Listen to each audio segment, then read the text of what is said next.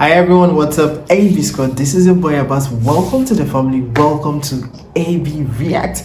Guys, we are super excited to be back on this channel. Today we are going to check out a very interesting and important video. And today I will be checking out, this one that has to do with Douglas Murray. And he was actually doing a video titled, We Don't Need Islam. Douglas Murray confronts Muslim on terrorism. Of course, we all know who Douglas is, and he always makes vital points. And at this point, let's go and see what he has to say about this. Alright, every square, you are ready to do this with me. Do all to smash the like button, join the family, join AB React by clicking on the subscribe button and then the notification bell so you don't miss out whenever I upload a video. If you have recommendations, suggestion, guys, always do well to leave it right in the comment section. And let's not forget, don't forget to share this video, share it to your loved ones, share it to your friends, share it to your family members, and let's keep the fire burning. Alright, every spot, let's do this. Let's bring Douglas back in. Douglas, wait. I find it a little. I find it a little bit strange that he should deign to call himself, brazenly call himself or at least imply he's some kind of champion for free speech, for free expression. Look, I've probably got to answer that. You'll have noticed, and all of your viewers will notice, that this Islamist lunatic in your studio can't answer the basic question. Let's try it again and make it simple for you. Why don't you say whether or not you are completely condemning of any violence against Salman Rushdie or anyone else who is deemed to have said something heretical? Why don't we start with the basics for you? Welcome to Douglas Murray Speaks, where we showcase the best of Douglas Murray spitting facts and taking names. Strap yourself in and get ready as he lays waste to the obfuscations of a, as Douglas puts it, Islamic lunatic.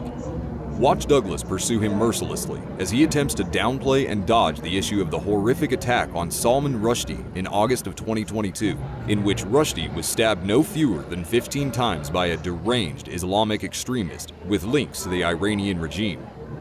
Next, Douglas provides the background to the case and how it exemplifies the West's slow but steady capitulation to the forces of Islamicism and intolerance. When the Ayatollah called for the murder of Salman Rushdie, people on the left and right of British politics and of British culture made excuses for the fatwa. I'm sure we'll hear some excuses today. They learned, our societies learned, that if somebody says, I'm offended, and then says, and as a result I'm going to kill, you better be damn sure that you're willing to die for that. And unfortunately, the success of the Ayatollah's fatwa, among other things, is that it showed a load of other disgruntled people what they could do if they only had the disgustingness to think that they could exercise. Like, on a second thought, like I will always say, Douglas has actually been targeting or tackling this issue of Islam, terrorism, defy their laws and everything. Like, it's always so sad seeing things like this. I mean, come on, how is it always fair for a human being to actually commit violence, like in the sense that I'm just seeing here where they say they actually stabbed someone? Like, I mean, this stuff is actually getting out of hand. Like, I mean, it is way getting out of hand. Remember, Britain in 1989, we allowed Muslims in Bradford to burn the Quran, the satanic verses on the streets of Britain. We allowed prominent figures like Cat Stevens to excuse the murder of Salman Rushdie on the television. We allowed Iranian officials who had called for Rushdie's murder to live in London. Like, how stupid are we? Back to Douglas in a sec. As Douglas rightly points out, the Rushdie affair, back in 1989, was the first wake-up call that Islamic extremism was now firmly embedded in the West. But rather than waking up and taking the required action, our leaders closed their eyes and hoped it would all go away by pandering to the Muslim community. How would the West be different now if our political elites had dealt with the Rushdie affair as they should have way back then? Next, Douglas's Muslim opponent does everything he can to avoid answering a simple question so as not to expose himself as a shameless supporter of terrorist violence. The Iranian government over the weekend said Rushdie was to blame for being attacked. That is completely and utterly despicable, isn't it?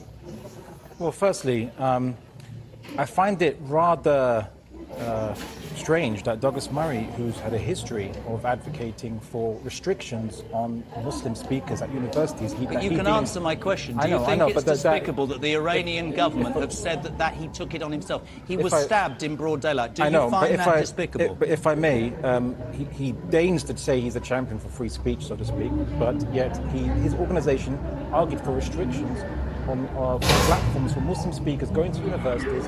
He wanted to ban the burqa in public buildings and a kind of social ban on it in public. So for him, and argued that traditions for Muslims in Europe must be made harder across the board. Let's bring Douglas back in. Douglas, wait. I find it a little bit strange that he should deign to call himself, brazenly call himself, or at least imply he's some kind of champion for free speech or free expression. Look, I've probably got to answer that. You'll have noticed, and all of your viewers will notice, that this Islamist lunatic in your studio can't answer the basic question. Back to Douglas shortly. Talk about dodging the question. Whether he supports the Islamic Republic of Iran isn't really the point here. The point is, why is it that when any Muslim is like I will always see, they feel so proud. Like they think that they're actually like I will always say, you coming out to sit and then saying you want to argue with Douglas, he will always make his point. Douglas will always tell you what he has to say with history, with fact, and him saying, you know, that they should something that has to do with, you know, free speech or whatsoever. Like, I mean, you know, this particular, should I call it a culture or what, has actually make people to be in captive. Like, they are not allowing people to be free. Faced with even the slightest criticism of the actions of other Muslims or the teachings of the Quran, they all close ranks and refuse to admit the problem. Can a community incapable of self-criticism ever really integrate into Western liberal democratic society in which open-mindedness and the ability to change one's mind are core intrinsic values? Next, we see Douglas finally take off the gloves and lay into this lunatic with the contempt he deserves. Isn't the whole basis of the Western system based on people's free will? Do you believe that man would have gone and stabbed Salman Rushdie unless he had been encouraged, incentivized, galvanized, whatever words you want, from people, the Iranian government, who say Salman Rushdie is to blame on putting a fatwa on his head? The only person to blame for knifing of Salman Rushdie is the assailant himself. Not the Iranian regime who put the fatwa on him in the first place. Well, unless you can demonstrate that they were specifically colluding or they sent an agent. They said he was to blame.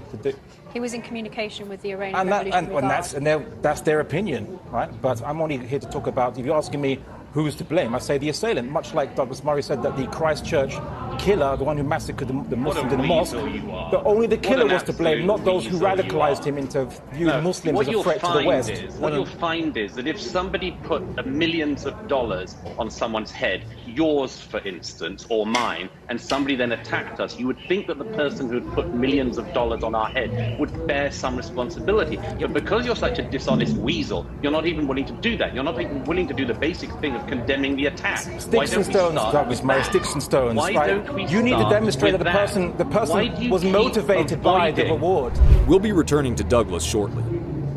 Really incredible to see such a wanton display of stupidity here. If I offer to pay a hitman $1 million to kill someone, am I not fully culpable for that person's murder? No person can be this naive. Is there some underlying motive for him to refuse to own up to the reality of the situation? Is the Islamic concept of taqiyya, or lying to non-Muslims as a means of furthering the aims of Islam, at play here? Finally, Douglas steps up to the plate and shows us the only sane way to approach issues such as this: to stand up, without compromise, for the values that make the West what it is. Is there any limit to free speech? And I'm rather disturbed with...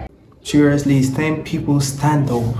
It is time people stand up and act towards this. Like, I think most time, if you know, they tend to bring or pinpoint the issue that has been affecting our daily lives or that has been affecting, you know, the US or the country or the Muslim, and I think most of them don't actually want to admit to the problem. They don't want to, you know, claim it or, you know, actually get it that, okay, yeah, it is true. They tend to deny it. Why? Still discussing this. It's 3 decades since the Satanic Verses affair. It was in 1989 that the Ayatollah Khomeini did the unpardonable, unforgivable thing of calling for the murder of a British novelist for the crime of writing a novel. And we had these debates back then. Where are the limits to free speech? Has Mr. Rushdie committed a crime as well as the Ayatollah? And a lot more guff like that. I'm rather disturbed in all of the decades since that all of the people who've been killed for asserting their right to free speech, but asserting their right to say what they think and for the rest of us to hear it, but we're still at this elementary playground level of discussion. I'm sorry to say that, but this is a long answered question. Our societies have perfectly good incitement laws in place. The rest of it, I'm sorry, no, we're not adapting our own speech codes. We're not going to make ourselves more sensitive to people who famously burn books that they can't even read. I mean, the Ayatollah Khomeini had never even read the satanic verses when he asked Muslims around the world to kill Salman Rushdie. It's an unpardonable thing that has happened. It is extraordinary to me that we're still having this discussion. We had the same discussion 7 years ago when the cartoonists of Charlie Hebdo were being murdered. We had the same discussion in all of these decades. Muslims and non-Muslims have been attacked, and we in the West still have this pathetic discussion about, what are the limits of free speech? Really, we've got to get better than that. If you enjoyed this look into the mind of Douglas Murray, please hit the like button.